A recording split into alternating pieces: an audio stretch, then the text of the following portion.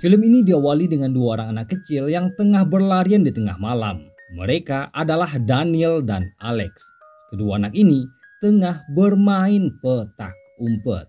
Sesaat setelah Alex berhasil sembunyi, tiba-tiba seseorang datang dalam kondisi terluka sembari berkata, "Tolong aku, mereka akan membunuhku." Daniel hanya terdiam melihat pria yang adalah suami tantenya itu. Setelah beberapa saat, Daniel pun berteriak memanggil semua anggota keluarganya. Dan lengkaplah sudah, pria itu akhirnya tewas setelah ditembak oleh ibunya Daniel.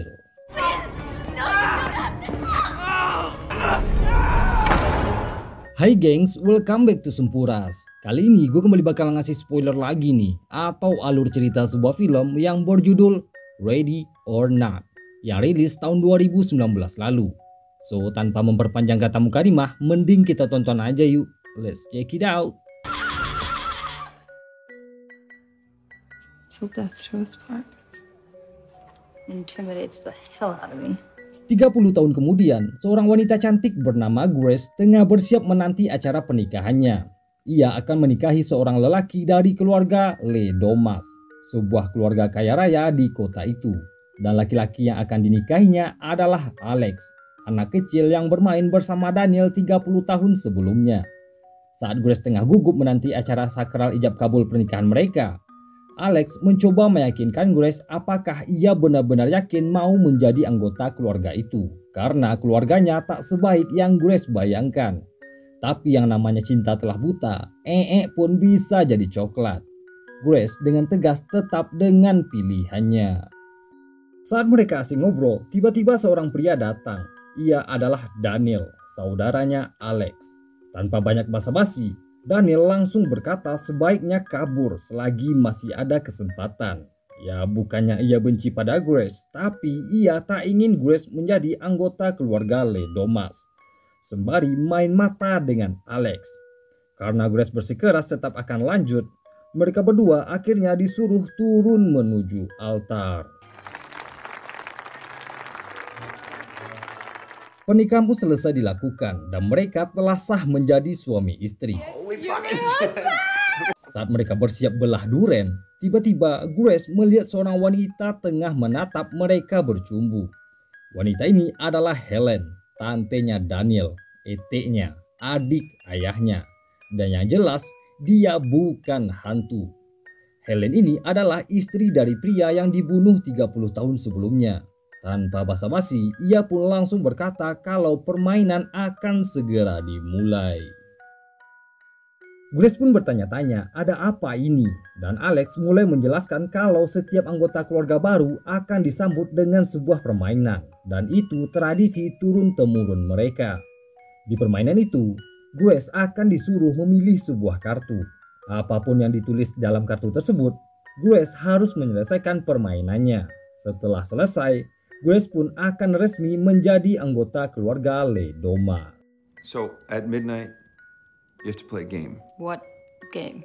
Grace akhirnya turun ke ruangan keluarga. Ia pun langsung disambut oleh ibunya Alex.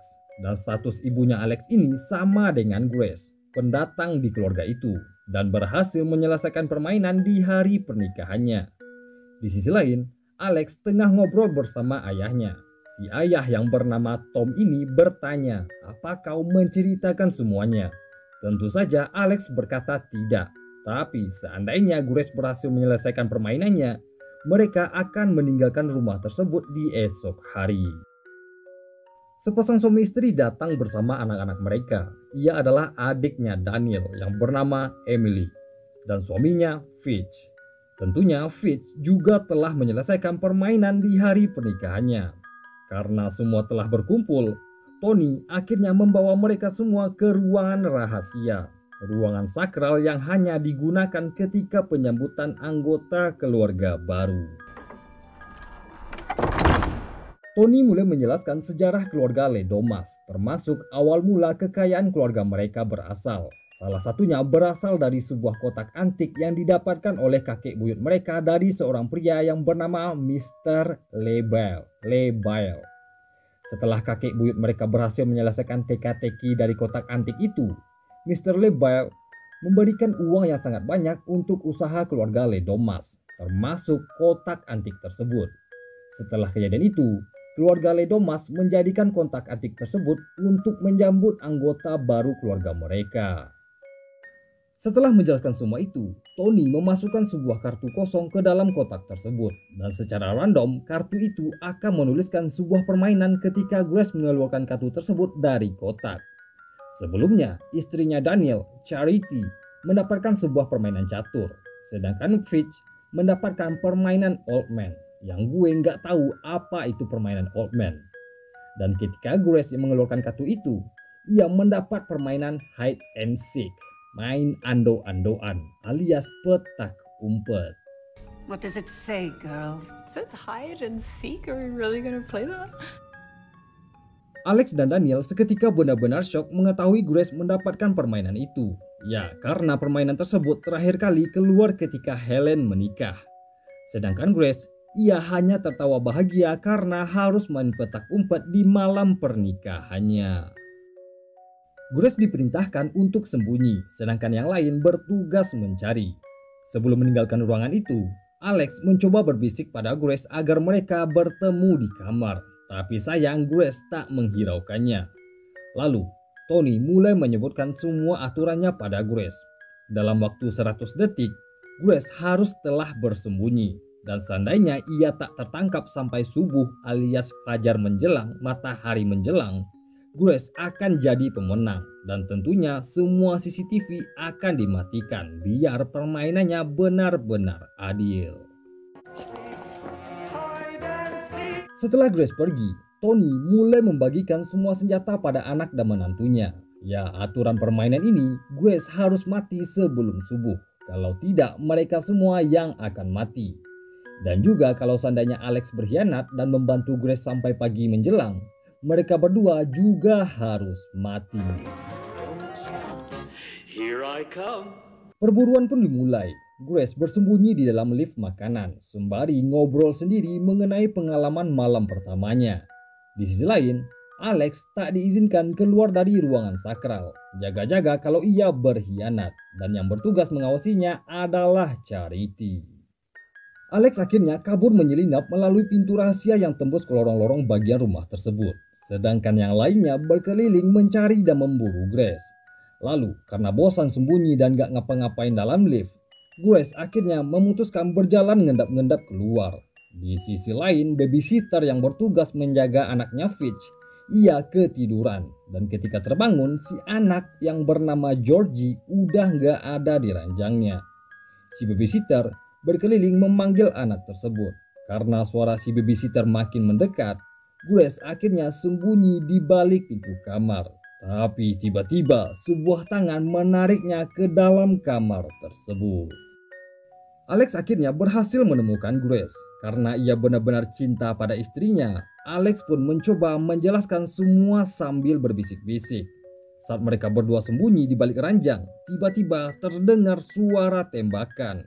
Dan yang tewas adalah si babysitter. Ia tewas ditembak oleh Emily yang mengira wanita tersebut adalah Grace. George? Jesus Christ. Does she look like she's wearing a giant white wedding dress? Grace benar-benar shock, kaget, ketakutan campur jadi satu. Sedangkan yang lainnya hanya santai sembari berkata, ya mau gimana lagi, gak sengaja pun. Setelah semua mereka pergi dan menyingkirkan mayat tersebut, Alex langsung membawa Grace kabur melalui pintu rahasia. Saat mereka berada di tengah-tengah lorong rumah tersebut, akhirnya Alex menjelaskan semua aturan permainan itu. Setelah menjelaskan semuanya, Alex menyuruh Grace menyelinap kabur ke arah dapur.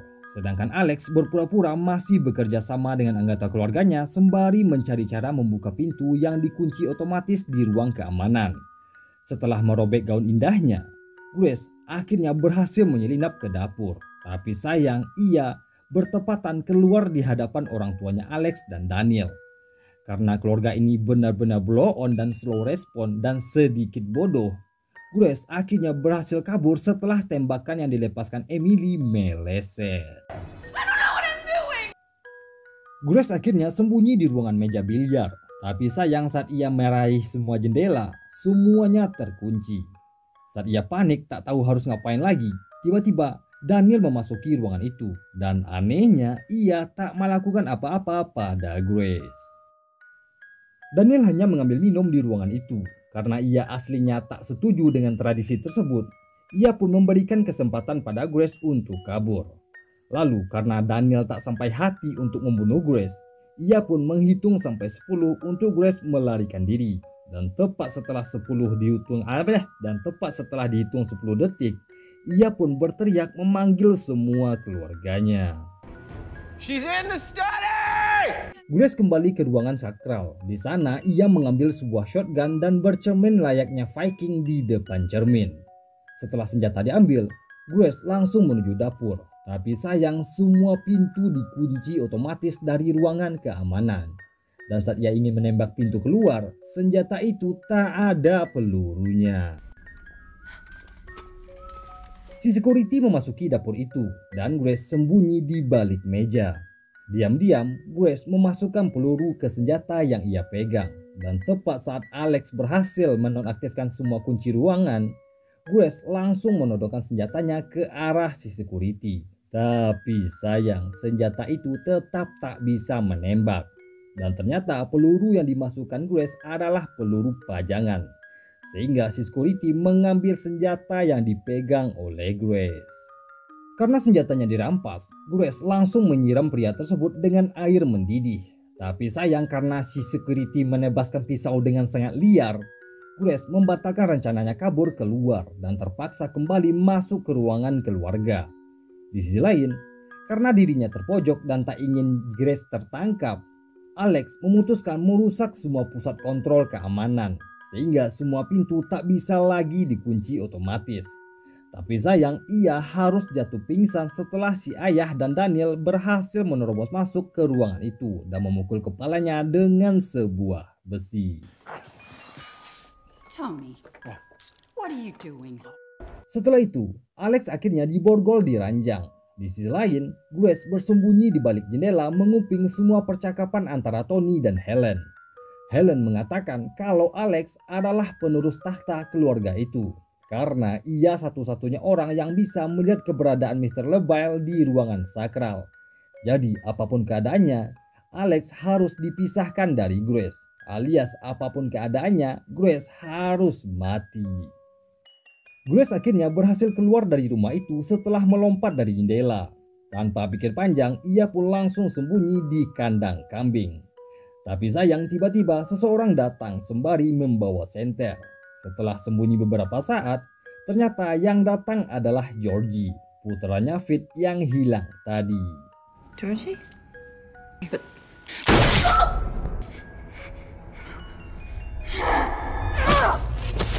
Ternyata jiwa psikopat keluarga Ledomas ikut mendarah daging dalam tubuhnya Georgie. Ia ikut-ikutan memburu Grace, tapi sayang tembakannya meleset, hanya mengenai telapak tangannya Grace. Setelah Grace memukul kepala Georgie sampai ia pingsan, ia tak sengaja dikagetkan dengan suara kambing. Grace pun melompat terkejut dan tak sengaja terperosok masuk ke dalam bawah tanah kandang tersebut yang isinya beberapa bangkai manusia, termasuk salah satunya bangkai manusia yang masih tertancap panah.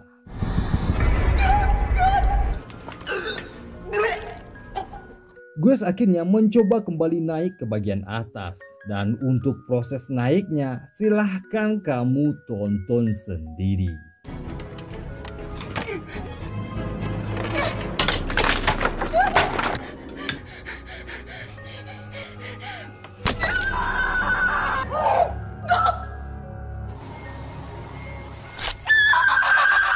Grace kembali melanjutkan pelarian. Saat ia berlari menuju keluar pagar, ternyata dari kejauhan Charity memergokinya.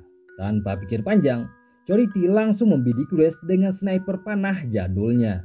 Tapi sayang tembakan itu meleset dan Grace tetap kabur menuju pagar.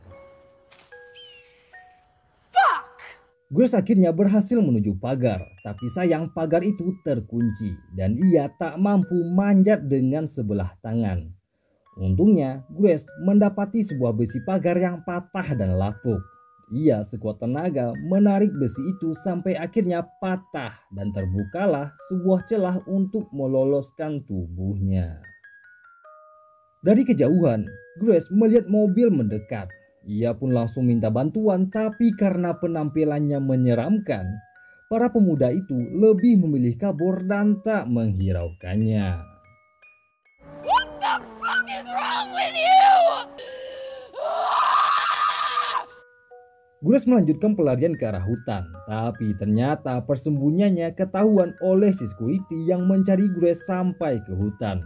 Dan sampai akhirnya Grace terpojok dan mulailah ia baku pukul dengan si security.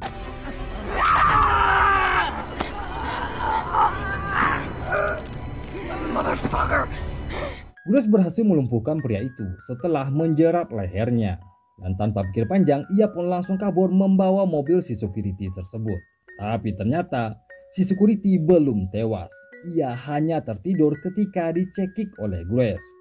Sehingga ketika Grace mencoba menghubungi polisi menggunakan alat komunikasi yang ada di mobil itu, si pihak operator berkata kalau seseorang telah melaporkan mobil tersebut dicuri.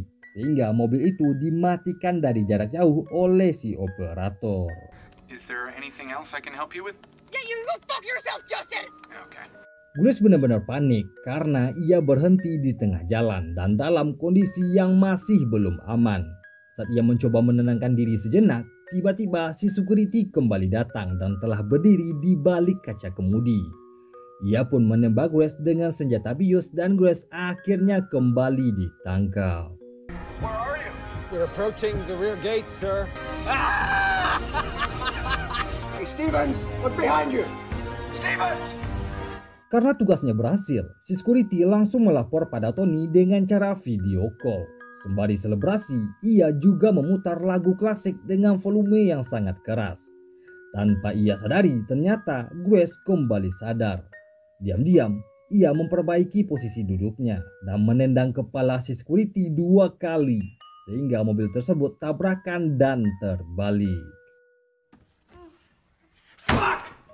Grace berhasil selamat dan mencoba keluar dari mobil.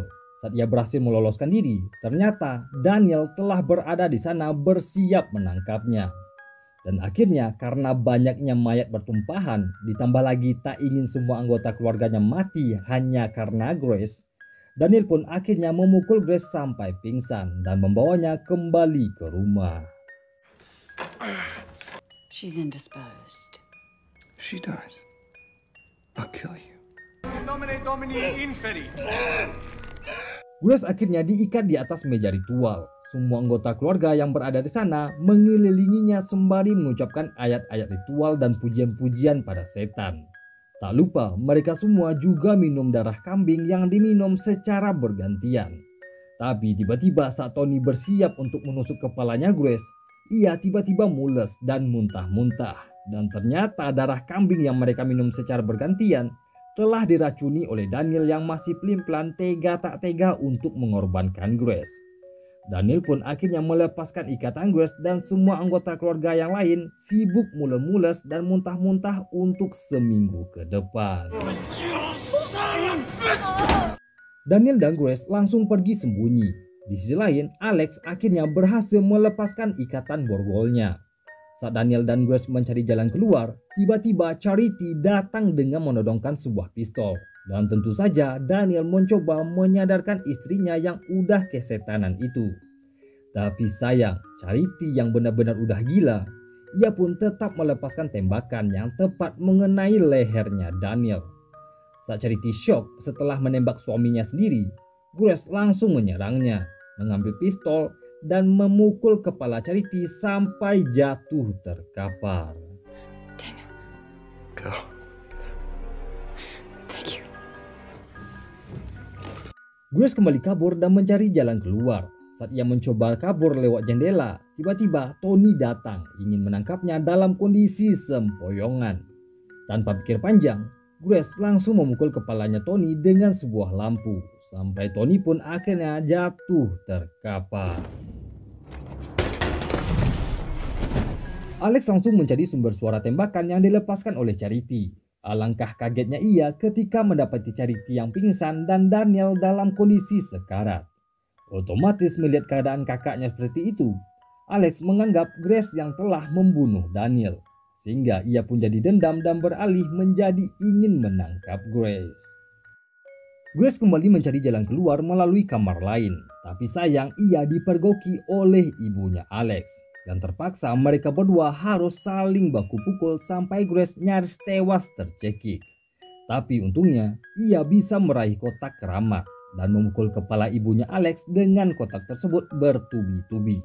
Sampai kepalanya pecah dan mati di tempat. Fuck your family. Fuck your fucking family!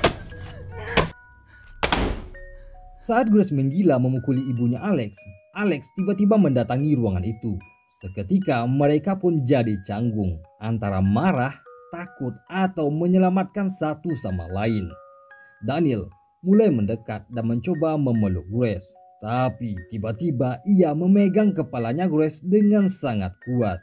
Dan akhirnya Alex berhasil menangkap Grace yang terperdaya oleh suaminya sendiri. Ritual mulai diadakan dan yang akan melakukan eksekusi adalah Alex. Setelah semuanya berkata Hail Satan,